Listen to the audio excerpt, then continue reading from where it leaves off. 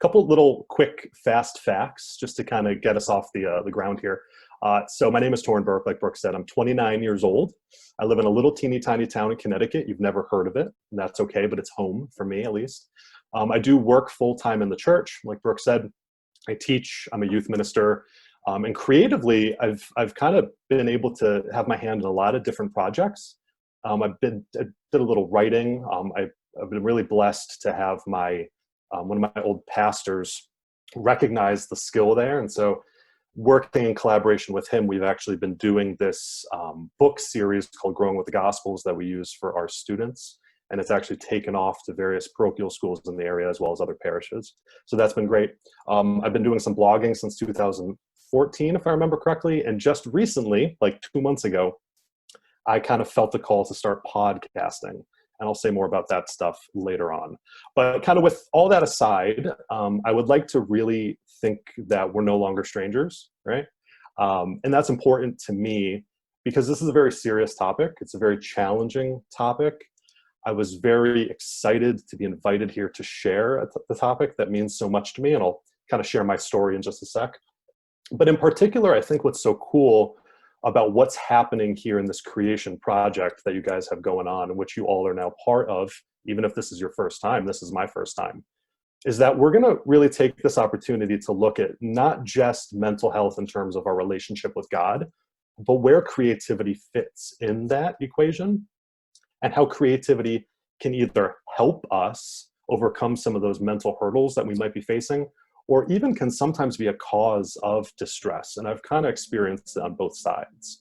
So a couple things, when I was first invited here, I had never really discussed mental health in terms of creativity. That was kind of a new thing. I've talked about this before, but I was like, that's such an interesting thing. And so a couple things, I was kind of praying about it, a couple things came to mind. And number one, I think written on the human heart is a need to create. I think that's a truth. And I think it's ordained by God, and we see it woven in who we are as his children. I think we see it in even our biology, in this cooperation to give life. I think we see it in the work of our hands, our ability to build, shape, sculpt, express. We see it in a lot of different ways. But a big question that kind of resonates with me, and perhaps with you as well, if you're living a life aware, right, aware of who God is, okay, you can use that creation, you can use that expression to ultimately bring about the kingdom, and that's a beautiful thing. But even if somebody is unaware of God, even if somebody has not taken those steps in faith, they're still inclined to create. The question becomes, create what?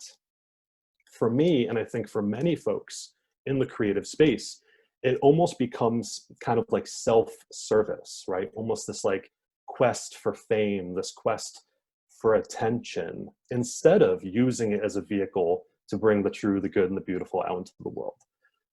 So I'd like to, with all stories, there's a beginning, right? So I'd like to kind of start with a little bit of my past. I grew up, like many people that I was kind of, going to school with and all that, as a Catholic, a cradle Catholic. But in practice, I was really more agnostic than anything. As a kid, I was really like interested in like discovering something. I wanted to be a scientist because I wanted to discover that next big thing. And I wanted to be a writer because I wanted to write that next great book. I wanted to, be that person on the stage, everybody oohing and awing over. I was kind of a bratty kid, but I didn't really have any sort of basis to recognize and to humbly see myself in terms of God.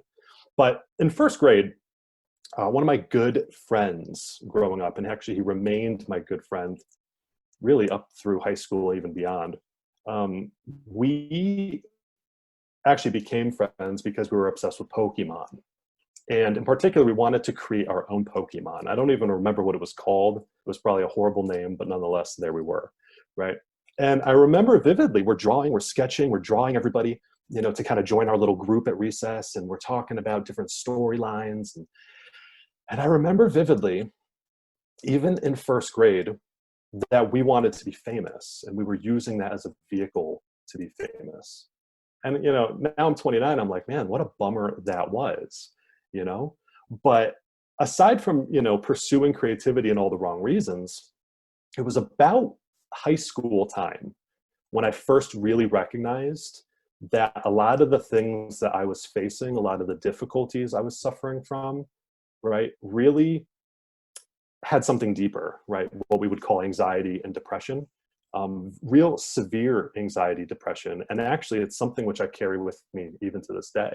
Even sitting here talking to you guys, right? I got my little, it's kind of funny, it's a chocolate frog. My wife and I went to Harry Potter World, and it's like a little fidget or whatever. But even just to have something, to help the anxiety of this, this type of environment. But that was really the first time I cued into what was happening. I started using these words like, I'm feeling anxious, right? I'm feeling a little depressed because of a situation, right?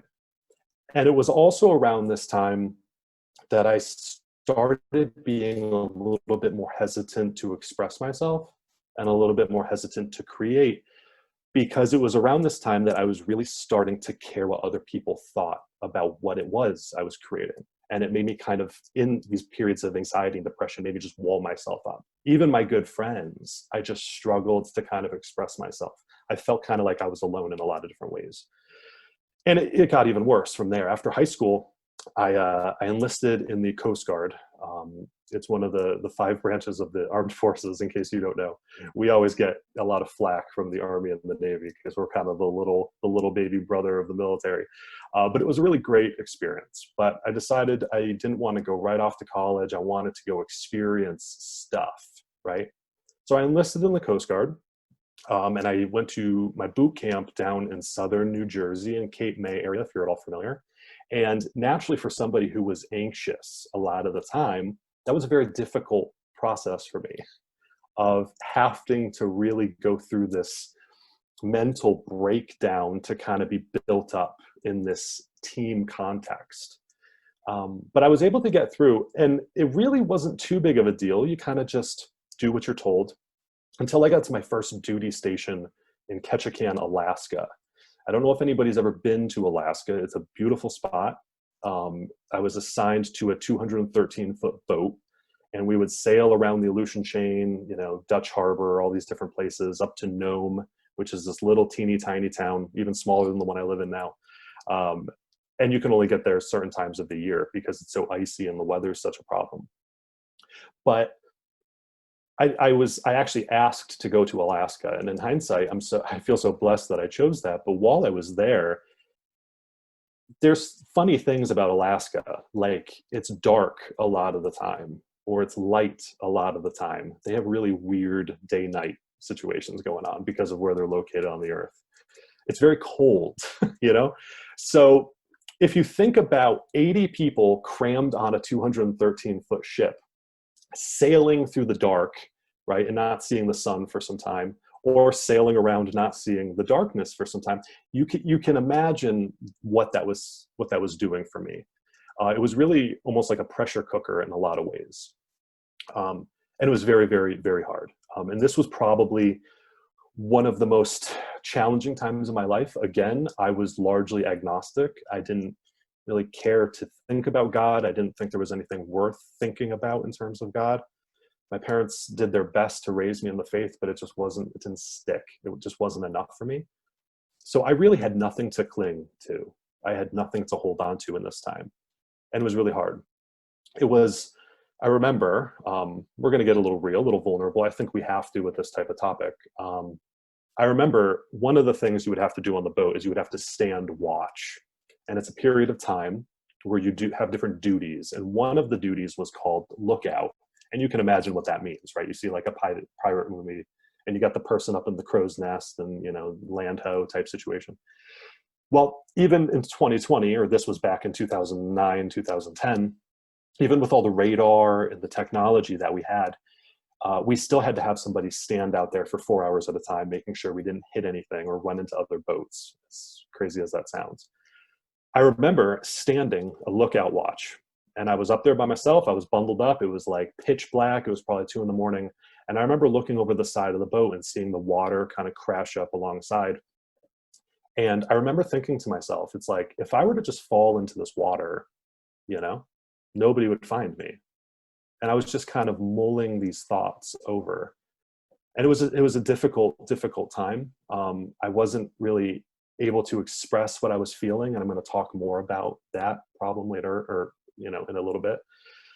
But I did kind of open up just enough to let my higher ups know that there was something going on. And this was the first time that I actually ever attended therapy, and it was a really good experience for me, because it was the first time that I really started having to articulate how I was feeling, and to kind of really express myself to another person who really had no, they weren't my friend. They were a complete stranger who supposedly knew what they were talking about. And it really was a great experience. So that was kind of a real dark time in my life. And what's so beautiful about the way God works is, right, the night always leads the day. And so shortly after my time in Alaska ended, I was relocated back to New Jersey on the East Coast. And I got assigned to a new unit. And it was here that I started to meet some Christian friends, and they were of the Protestant persuasion, of non-denominational sorts and otherwise. But they were the first group of people I ever met that spoke about Jesus like he was real. I grew up in the church, and I had never heard anybody talk about Jesus like he was real, right? It makes you kind of think, us as Catholic Christians, right? What are we doing to really make sure that we're upfront with our faith? Because I couldn't think of a single person at my parish that spoke about Jesus like he was real, maybe besides the priest, of course, right? But I started being invited to these Bible studies and all, and it was just a game changer for me, right? I really started to learn who Jesus was at the hands of these friends. And on the creative side of the conversation, what I was so struck by is that they had like positions at their church, like media director, and graphic design lead and all these different things. I'm like, well, what on earth is that for? I just knew this kind of Catholic Microsoft Word document times 12 font, pancake breakfast clip art stuck on the bulletin board. That was the extent of seeing creativity really expressed in unique ways. And that really stuck with me. I saw them express themselves and express their faith in so many awesome, incredible ways. So that was really kind of a beautiful time. I started being pushed a little bit by some of them into, oh, you were raised Catholic, like that conversation. Well, you don't need all that Mass and Mary and Rosary stuff, right? And it was enough of a push to make me kind of look into the Catholic faith and to really start studying it and taking it seriously. And it was also around this time when another big event took place in my life, where my mother passed away at 56 to pancreatic cancer. And, I had those memories of Alaska, right? I had those very, at the forefront of my mind. I was making a real positive step in my life, and these friends were very helpful of mine, but that was a challenging time too. But nonetheless, God had crept into my life enough to where I saw my family having such challenging times with it, and it's a challenging thing, of course. But on the same note, I kind of saw, okay, well, where does God fit into this? And I was shocked that I was thinking about it in those types of terms. I had never thought like that, right? So from there, in this kind of life-changing type experience, I felt this urge to consider at least the possibility of going to seminary to discern the life of a Catholic priest. And I did. And I applied to my archdiocese here in Connecticut, and I ended up, after separating from the Coast Guard, going to study for a year in seminary. And that in and of itself was such a beautiful time. While I'm not called to the priesthood, I'm, spoiler alert, I'm married and working for the church in other ways. I was given this time to really confront, really ardently, these struggles that I've been kind of lingering, I've been carrying along with me. Things like spiritual direction, really listening to somebody work with me through my struggles by quoting scripture, by quoting church fathers, right? All this stuff. I'm like, whoa, this is incredible. I had never experienced that. I also learned how to pray quietly and how to quiet myself and really listen. And this was all kind of an environment from which I was able to do that. And I feel so blessed. But now, fast forward to where we are now, where I'm sitting in front of you, right? I continue to struggle with many of the same things. And perhaps many of you here on this call now are kind of like nodding inside, like, yeah, I kind of get what you're saying. I kind of maybe feel a little bit of that. If you don't feel that way, then guaranteed you know people who do. Um, it's something that I wish we were able to talk more about, and I think we're making a lot of positive steps. But I think something that can be so helpful is kind of the core of what this creation project is all about, right? It's creativity, it's expressing oneself and coming to know God better through that expression, and ultimately maybe even coming to know ourselves a little bit better through that expression. So, I took a lot of what I learned from my Protestant friends and taking faith and weaving it into different art forms and, digital stuff and photography and all sorts of different things. And I really kind of realized that God turned my anxiety, right? Or rather my creativity, from a source of anxiety into something positive and fulfilling. And, it took many years for me to kind of realize that, but how great is God, right? I want to share a little bit about some vulnerability that maybe people feel. I know I feel it in sharing their struggles with others. Like I said, I think it's very common for people to be shy. Even me talking about this now, I think about the fact, okay, well, how much do I kind of want to open up, right? And it's a reasonable question. But I think it's so important, like Brooke said, right, for the sense of community, for the sense of sharing. I do think it's changing a little bit. Like I said, I'm in Connecticut, at least here in New England. I'm not so sure if it's in other parts of the country, but perhaps I've been hearing spots on the radio about different musicians, different celebrities and all that, sharing these little blurbs about anxiety, depression, different mental illnesses that they suffer. And the whole kind of spot is about, hey, we need to be more open and honest about talking about this. So I think as a society, I think the stigma is slowly fading away. However, I think it's still there in the hearts and the minds of many people. So any opportunity to talk about this, I think is very important. But I can totally relate to the difficulty. I grew up in, what I call a household of silence. We didn't talk about stuff. Obviously we didn't talk about our faith all that much, right? That's largely what left me pretty much agnostic. But we also didn't talk about things like mental illness. Come to find out, I have a family history of it. I have struggles in my immediate family and my extended family that I didn't really know about. But in hearing about it now, I'm like, my goodness, I get it. I'm totally right there. There are certain genetic factors as well as environmental factors. And I'm not a psychiatrist. I don't know the whole schema of it. But I didn't have that information given to me, right? And I think I'm kind of just like predisposed to just like white knuckle through things. What I mean by that is like, just kind of, bite the bullet, just go for it, just push through, don't think too much, keep your head low, charge through. And what an unhealthy thing that is. It's incredibly unhealthy. And as I was doing that, like in Alaska, and even before in high school, it really left me not arriving at any answers, right? The only thing that did help was to really crack it open a bit and to express myself and to really share with others what I was going through. Because what happens is you immediately find that other people around you are like, yeah, man, I get you. I totally understand. I had friends in the Coast Guard who were like, yep, I'm right there with you. I have seminarian friends that are like, I'm right there with you.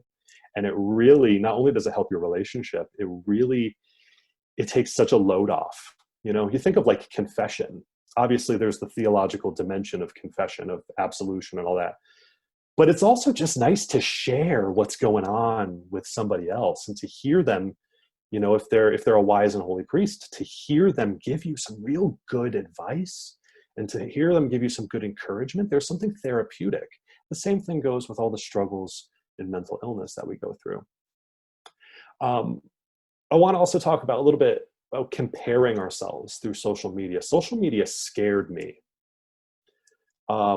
I've been learning so much from different friends that I've been making who are super big into, YouTube and Instagram and the whole thing. And I got to admit, I'm kind of like a baby in terms of that stuff. I'm learning ever so slowly.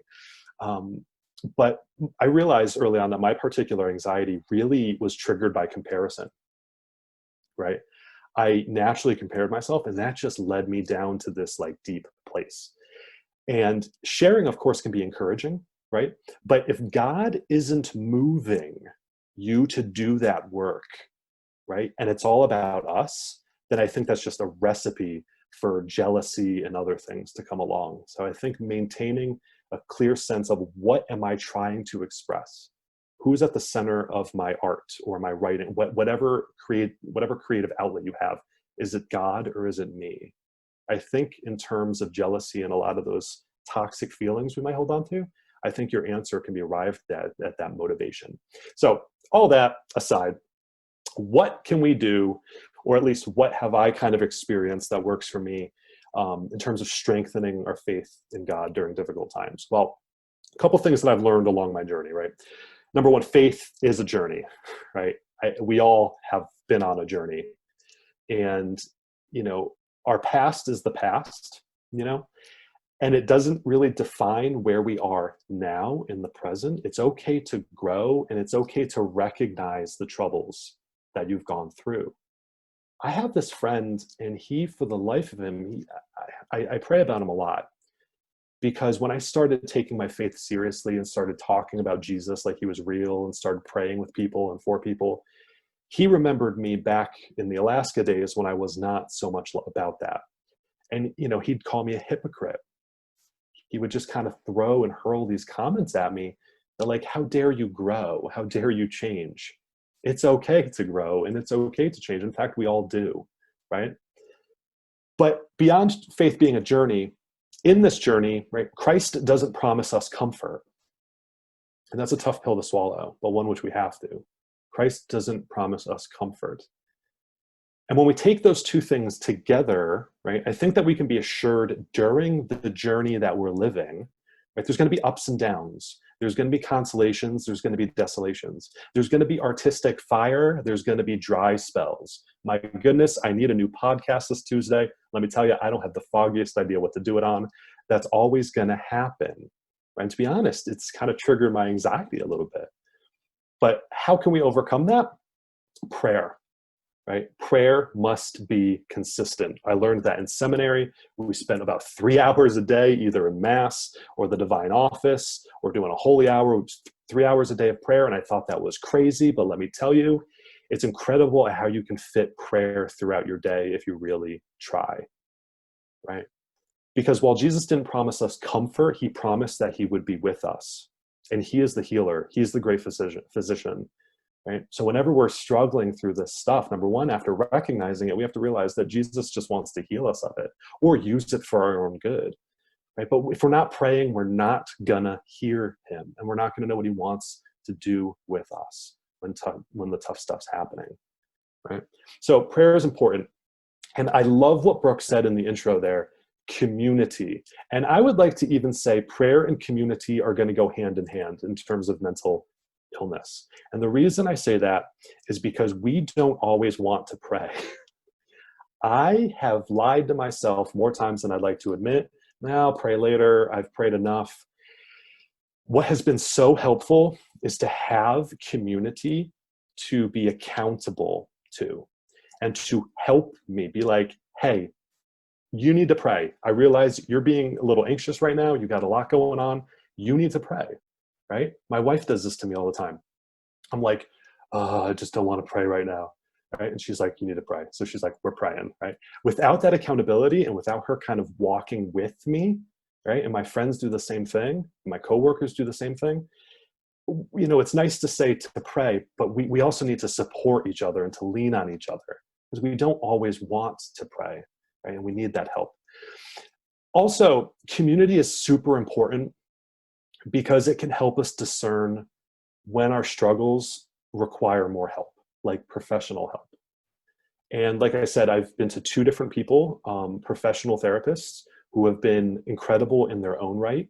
One of them was actually a Christian. One of them was not a Christian, but both of them really kind of shocked me with how incredibly helpful the short hour or so I spent with them were. So again, that's a conversation that not only you should be deciding on your own, but you should really kind of be cracking open the conversation with those in your immediate close-knit community, because they might be able to help you realize, hey man, it's one thing to be praying a lot. It's one thing to be kind of just, pushing through and to realize this is a time of desolation. It's another time to realize that, okay, maybe you do need to take those steps to seek help. And you need those candid friends to kind of help you do that. And God willing, you do that for them as well, right?